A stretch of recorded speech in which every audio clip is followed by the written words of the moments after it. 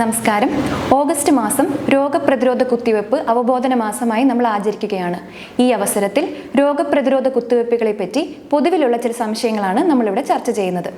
ആദ്യത്തേത്, എന്തിനാണ് കുട്ടികളിൽ രോഗപ്രതിരോധ കുത്തിവയ്പ്പ് എടുക്കുന്നത്, അഥവാ കുട്ടികളിൽ രോഗപ്രതിരോധ കുത്തിവയ്പ്പുകൾ എടുക്കേണ്ടതിൻ്റെ ആവശ്യകത എന്താണെന്നുള്ളത്.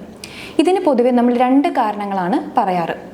ആദ്യത്തേത്, ഒരു കുഞ്ഞ് ജനിച്ചു കഴിഞ്ഞാൽ അവൻ പലതരത്തിലുള്ള രോഗാണുക്കളുമായി കോണ്ടാക്റ്റിൽ വരുന്നുണ്ട്. പൂർണ്ണ വളർച്ച എത്താത്ത ഒരു കുഞ്ഞിൻ്റെ രോഗപ്രതിരോധ ശേഷി ഇത്തരം അസുഖങ്ങളോട് പ്രതിരോധിക്കാൻ പൂർണ്ണമായി ശക്തമായിരിക്കണമെന്നില്ല. അതിനാൽ വലിയവരെ സംബന്ധിച്ചിടത്തോളം കുട്ടികളിൽ ഈ അസുഖങ്ങൾ വരാനുള്ള സാധ്യത കൂടുതലാണ്. മാത്രമല്ല, അസുഖങ്ങൾ വന്നാൽ തന്നെ അതിൻ്റെ തോത് അധികമാവുകയും മരണസംഖ്യ കൂടാനുള്ള സാധ്യതയും അധികമാണ്. അതിനാൽ രോഗപ്രതിരോധ കുത്തിവയ്പ്പുകൾ എടുക്കുന്നത് മൂലം ആ കുഞ്ഞുങ്ങളിൽ ഈ രോഗങ്ങൾ വരാനുള്ള സാധ്യത കുറയ്ക്കുന്നു.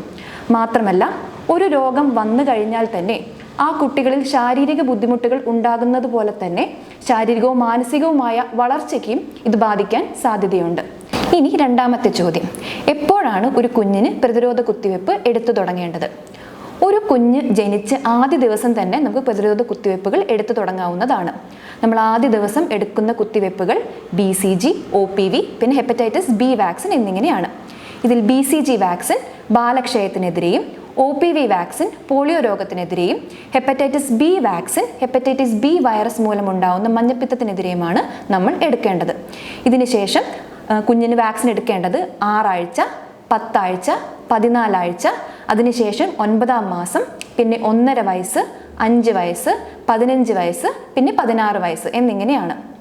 ഇത്രയും വാക്സിൻസ് എടുത്തു കഴിയുമ്പോൾ ഒരു കുഞ്ഞിന് ഏകദേശം 11 രോഗങ്ങൾക്കെതിരെയുള്ള പ്രതിരോധ ശേഷി ലഭിക്കുന്നതാണ്. ഇനി മൂന്നാമത്തെ ചോദ്യം, എവിടെ നിന്നാണ് ഇത്തരത്തിലുള്ള പ്രതിരോധ കുത്തിവയ്പ്പുകൾ നമുക്ക് ലഭിക്കുന്നത്? സർക്കാർ കേന്ദ്രങ്ങൾ, അതായത് പ്രൈമറി ഹെൽത്ത് സെന്ററുകളിൽ ഒരു ഫിക്സഡ് ഡേ നമ്മൾ പ്രതിരോധ കുത്തിവയ്പ്പിന് വേണ്ടി മാറ്റിവെച്ചിരിക്കുന്നു. ഇതിന് ഇമ്മ്യൂണൈസേഷൻ ഡേ എന്നാണ് നമ്മൾ പറയാറുള്ളത്. സാധാരണഗതിയിൽ അത് ബുധനാഴ്ച ദിവസങ്ങളിലാണ് നമ്മുടെ എല്ലാ പ്രൈമറി ഹെൽത്ത് സെന്ററുകളിലും ഫ്രീ ആയിട്ട് പ്രതിരോധ കുത്തിവയ്പ്പുകൾ ലഭിക്കുന്നത്. ഇതിന് പുറമെ മെഡിക്കൽ കോളേജുകൾ, മറ്റ് വലിയ ആശുപത്രികളിൽ എല്ലാ ദിവസവും നമ്മൾക്ക് വാക്സിനേഷൻ ലഭ്യമാണ്. ഇതിനെല്ലാം പുറമെ നിങ്ങളുടെ വീടിനോട് ഏറ്റവും അടുത്തുള്ള കുടുംബാരോഗ്യ ഉപകേന്ദ്രത്തിലോ അംഗൻവാടിയിലോ മാസത്തിൽ ഒരു ദിവസം പ്രതിരോധ കുത്തിവയ്പ്പുകൾ ലഭിക്കുന്നതാണ്.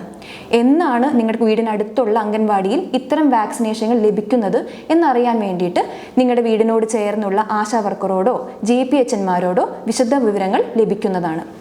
ഈ നാലാമത്തെ ചോദ്യം, ഒരു പൊതുജനാരോഗ്യ കാഴ്ചപ്പാടിൽ എന്തൊക്കെ മാറ്റങ്ങളാണ് പ്രതിരോധ കുത്തിവയ്പ്പിലൂടെ നമുക്ക് സാധ്യമാവുന്നത്?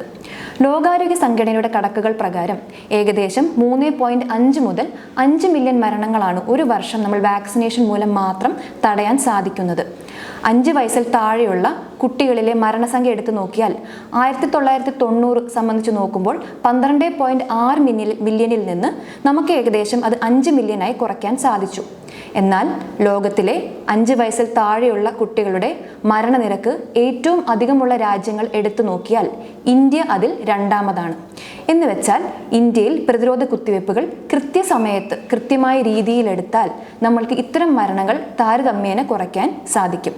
അതിനാൽ വാക്സിനേഷനുകൾ കൃത്യസമയത്തെടുക്കൂ, സുരക്ഷിതരായിരിക്കും. നന്ദി, നമസ്കാരം.